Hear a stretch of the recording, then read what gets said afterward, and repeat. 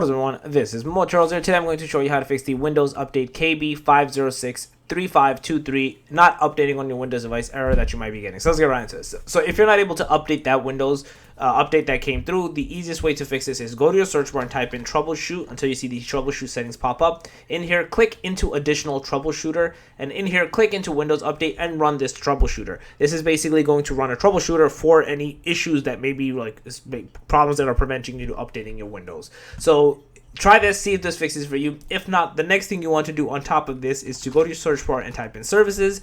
In here, find the Windows Update service. So if you just type in Windows or W, you'll see at the bottom the Windows Update and Windows Update Medic service. So the first one you want to do is Windows Update. If this service is started, you can restart the service from here. But the main thing you want to do is double click in here, change the startup type for both of them to automatic. And again, if the service is not running, start it. If it is running, either restart it or press stop and start it again. Once you do this, you should be good to go and be able to update the Windows and not have this error persist any longer. So yeah, that's basically it. If you guys are a video, please subscribe to the channel, make sure to subscribe, click that notification bell, and I'm Charles out. Peace.